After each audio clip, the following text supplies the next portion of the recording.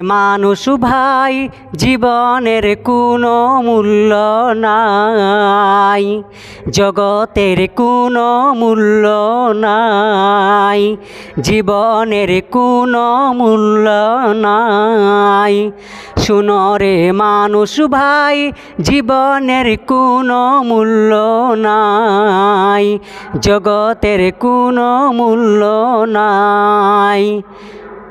যতই করো পাকা বাড়ি টাকা পয়সা জমিদারি, যতই করো পাকা বাড়ি টাকা পয়সা জমিদারি, একদিন যাবি সবই ছাড়ি, একদিন যাবি সবই ছাড়ি, উপায় কিছু নাই। শুনো রে মানুষ ভাই জীবনের কোনো মূল্য নাই, জগতের কোনো মূল্য নাই, জীবনের কোনো মূল্য নাই। শুনো রে মানুষ ভাই জীবনের কোনো মূল্য নাই, জগতের কোনো মূল্য নাই, জীবনের কোনো মূল্য নাই। যতই করো দৌড়া দৌড়ি প্রাণবনে চালাও গাড়ি, যতই করো দৌড়া দৌড়ি প্রাণবনে চালাও গাড়ি, একদিন যাবি সবই ছাড়ি, একদিন যাবি সবই ছাড়ি, উপায় কিছু নাই। শুনো রে মানুষ ভাই জীবনের কোনো মূল্য নাই, জগতের কোনো মূল্য নাই, দুনিয়ার কোনো মূল্য নাই। জায়গা পুত্র পরিবারি একদিন যাবি সবই ছাড়ি, জায়গা পুত্র পরিবারি একদিন যাবি সবই ছাড়ি, পাশে বসে কাঁদবে তারা, পাশে বসে কাঁদবে তারা, পাশে পাবি না। শুনো রে মানুষ ভাই জীবনের কোনো মূল্য নাই, জগতের কোনো মূল্য নাই, জীবনের কোনো মূল্য নাই। যতই করো টাকা পয়সা মিটবে না তোর মনের আশা, যতই করো টাকা পয়সা মিটবে না তোর মনের আশা। নেকে আমল বিনা কারো, নেকে আমল বিনা কারো বাঁচার উপায় নাই। শুনো রে মানুষ ভাই জীবনের কোনো মূল্য নাই, জগতের কোনো মূল্য নাই, দুনিয়ার কোনো মূল্য নাই।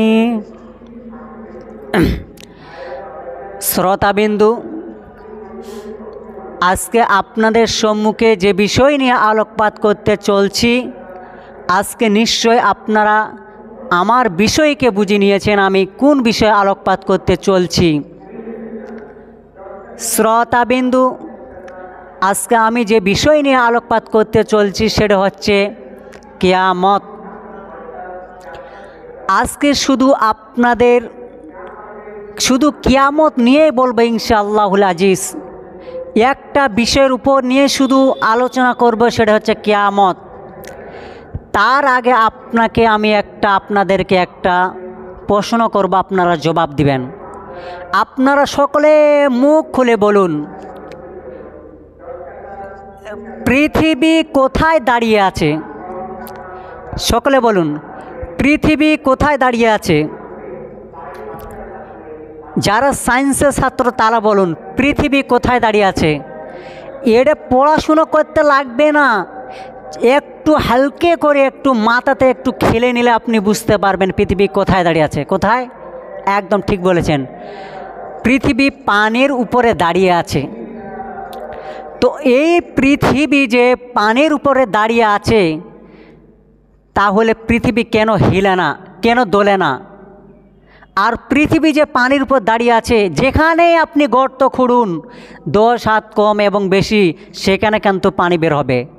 তো এই পৃথিবী যে পানির উপর দাঁড়িয়ে আছে, তাহলে এই পৃথিবীটা কেন হেলে না, কেন নড়ে না, কেন দোলে না এই পৃথিবী?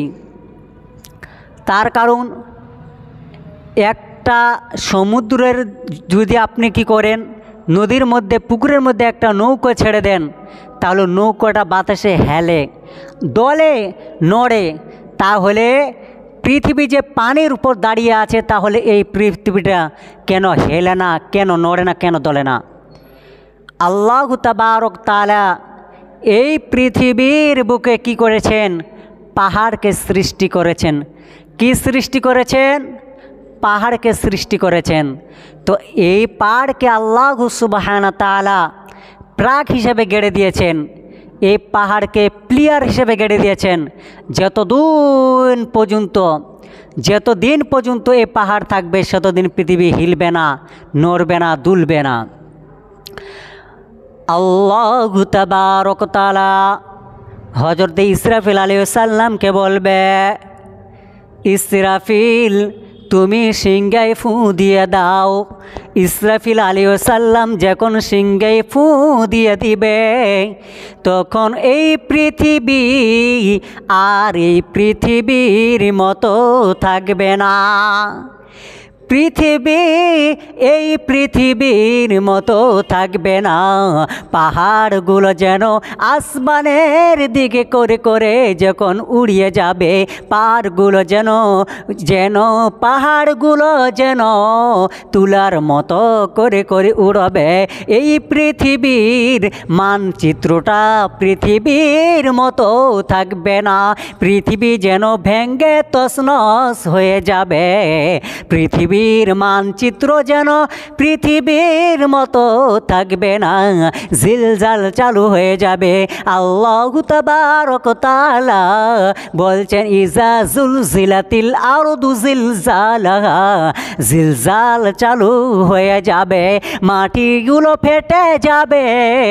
মাটির নিচে যতগুলো খৈনি বলেন না কেন, পোকা বলেন, তামা বলেন, যা কিছু আছে না কেন, সমস্ত যেন উতাল মেরে মেরে উঠে পড়বে। সমস্ত মানুষগুলো যেন অজ্ঞান হয়ে যাবে। সমস্ত মানুষ কি হবে?